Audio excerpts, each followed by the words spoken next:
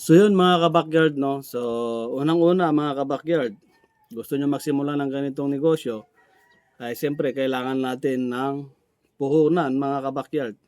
Siyempre pera. So maraming paraan para magkaroon ng pera. Una, magtrabaho, 'yan. So 'yan yung common na ginagawa natin, nagtatrabaho tayo para makapag-ipon ng pera, then yung pera isi-save natin, then mag-iisip tayo kung anong mga negosyo at ito nga yung poultry supply ang gusto mo. Pangalawa mga ka-backyard, puwede ka ring umutang, ayan, sa mga bank, yun ang nagpapautang ng pampuhunan, puwede po 'yan, nasa sa inyo po 'yan. Maggagawa lang po tayo ng separate na video kung ang puhunan niyo ay galing sa utang mga ka-backyards. So mas maganda mga ka-backyard, magsisimula ka sa negosyo ay hindi utang. Kailangan may naisave ka, may naipon ka mga ka-backyard para maiiwasan mo yung tinatawag nilang mental condition na pagkalugi. So, nahihirapan kasi tayong mag-isip kung paano natin papalugin ang isang negosyo kung meron tayong binabayaran monthly na nababawasan yung ating puhunan. So, pangatlo mga kabakyard, paano magkapera, magbenta ka ng ari-arian mo. So yun ang ginawa ko mga kabakyard. Meron kasi akong van na luma at ibininta ko po yun ng 130,000. So hindi lahat yung 130,000 mga kabakyard ginamit natin dito sa ating tindahan. So nag-iwan po tayo ng konti. So kalahati lang po yung ating ginamit. Nasa 65,000 lang po yung ginamit natin mga kabakyard. So pag may puhunan ka na mga kabakyard, pwede ka nang magsimula. Pero bago yun mga kabakyard, bago ka magsimula, kailangan mo munang maghanap ng magandang lokasyon mga kabakyard. So kailangan ninyo mga kabakyard yung magandang location. Kasi hindi basta-basta magtayo ka ng isang negosyo na hindi po siya matao, no? Gaya lang naman po ng malapit sa palengke, yan. Malapit sa palengke, malapit sa mabahay, mataong lugar, basta yung mga mataong lugar mga kabakyard. For example, malapit ka sa school, sa simbahan, sa city hall, ayan mga kabakyard. Yun po ang tingnan nyo. Kasi mahirap po magsimula ng isang negosyo kung nasa sulok ka.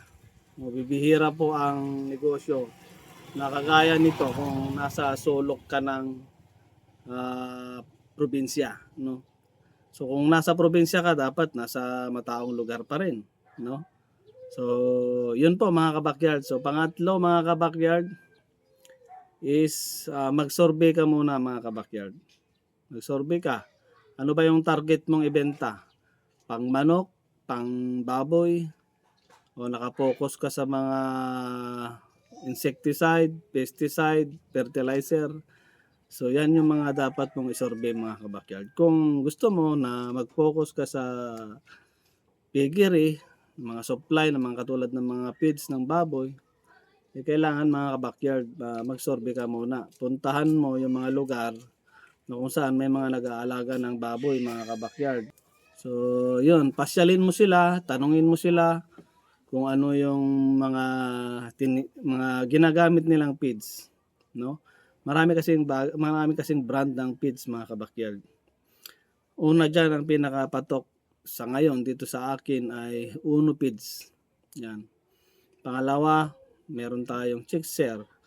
Pangatlo, meron ding Bimig, Pigrulac. So depende mga kabakyard. Kaya nga magsosurvey ka muna, papasyalan mo. Tatanungin mo sila, sir, anong ginagamit yung feeds, magkano ang bili nyo, yan, kano ang isang kaban, ano po yung mga vitamins na ginagamit nyo. So ganon. So magdala ka ng papel.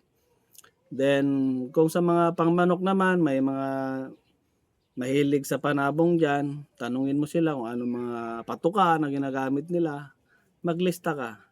Puntahan mo yung mga farmers sa mga asosasyon, maglista ka. Ito yung pinakamadaling paraan mga kabakyard. So yun. So pag meron na po kayong nahilista, pang-apat is mga kabakyard, maghanap po kayo ng supplier, no? yung magbibigay sa inyo ng supply, yung magpapaluwag sa inyo. Pero sa una, mga kabakyard, karamihan dyan, mga kabakyard, is wala mo nang nagpapautang pag bago ka lang. Depende na lang kung gusto kanyang pautangin o nagtitiwala siya masyado sa'yo. O kaya mayroon na kayong agreement bago ka nagsimula, pwede. Pero kadalasan mga kabakyard, nagsimula ako, wala.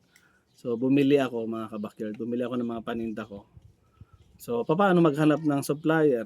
So marami na tayong social media ngayon, nakikita na natin dyan, maraming mga supplier. Mag-type ka lang ng poultry supply near me sa Facebook, lalabas na lahat yan. Contact number o kaya puntahan mo sila mismo. Mag-inquire ka sa mga dealer. Yan, sa mga dealer, sa mga ehente na mga feeds. Yan ang mga kontakin ninyo mga kabakyard. Then bibili kayo. So yun, pagka nagkaroon na kayo ng mga magsusupply sa inyo mga kabakyard, wala nang problema. So ang gagawin nyo mga kabakyard is tatanungin nyo mga kabakyard dun sa supplier ninyo kung paano ang presyohan. Yan. So hingi lang kayo ng idea mga kabakyard. Pag sa 1 kilo ay ang nagdadagdag po tayo ng 3 to 5 pesos mga kabakyard.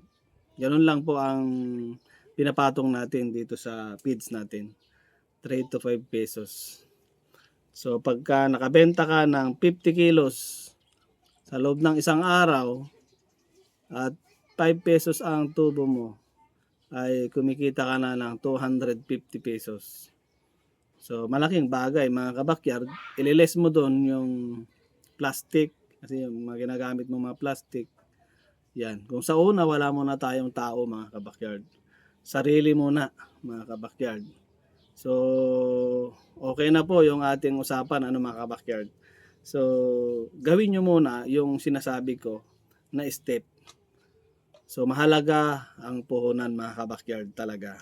At kasi pag utang po ang ating pinagsimulan sa ating negosyo, is hindi po ganun ka sincerity yung ating puso na magnegosyo, kasi inutang lang po natin yung pera natin.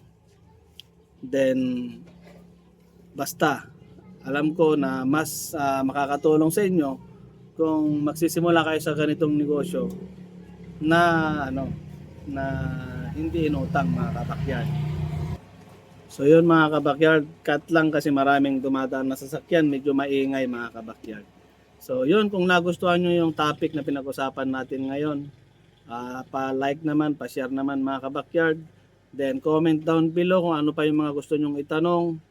At sa susunod na mga araw, pwede po natin pag-usapan yan. Hanggang dito na lang mga kabakyard.